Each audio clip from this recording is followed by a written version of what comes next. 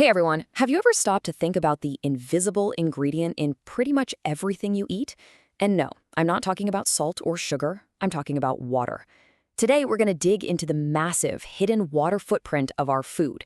That's all the water it takes to get it from the farm to your plate, and trust me, some of these numbers are absolutely mind-blowing. So let's dive right in. To really get a feel for this, let's just zoom in on one of the most common things you'll find on a menu anywhere in the world. And it all comes down to a really simple question. So take a second. What's your gut feeling? A couple hundred liters? Maybe, 1,000? Go ahead and lock in your guess. The real number is, well, it's probably not what you're thinking. Yep, 15,000 liters. To try and put that into perspective, that's way more water than the average person uses to shower for an entire year. It's a truly staggering amount. But okay, how does that number stack up against other kinds of food? Because, let's be honest, a number that big is kind of hard to wrap your head around all by itself. So to really get the scale of it, we need to see it side by side with other common proteins. And wow, this chart really just says it all, doesn't it? I mean, beef is in a league of its own. Then you have pork and poultry, which use a lot less, but we're still talking thousands of liters.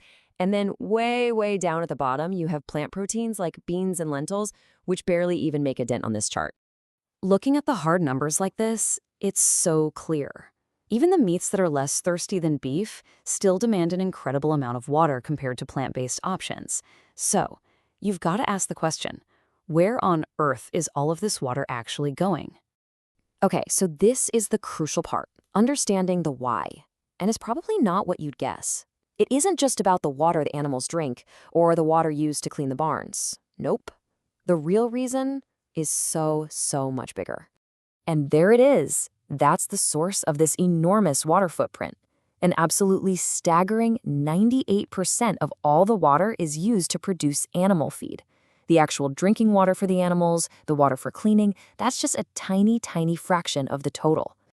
It all boils down to this one simple, powerful fact. It's not about the water the animal drinks in a day. It's about all the water needed to grow all the food it eats over its entire life.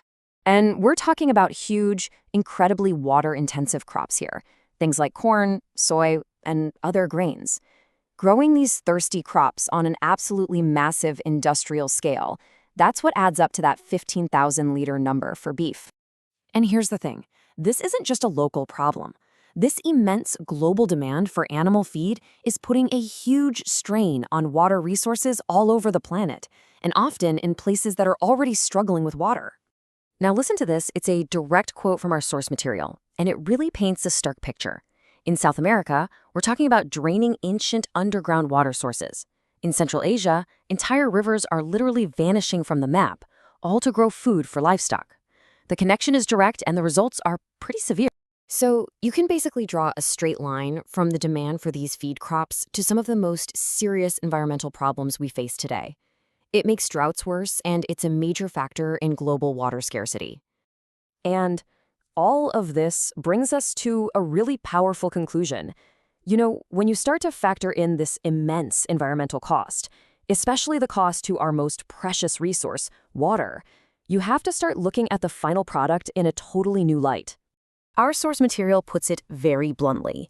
The sheer volume of water required makes this level of consumption a kind of luxury, one that our planet, with its finite water systems, just might not be able to sustain in the long run.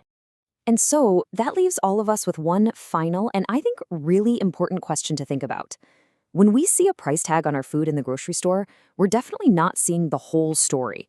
The hidden costs, like thousands and thousands of liters of water, they really challenge us to think a little deeper about the true price of what we choose to put on our plates.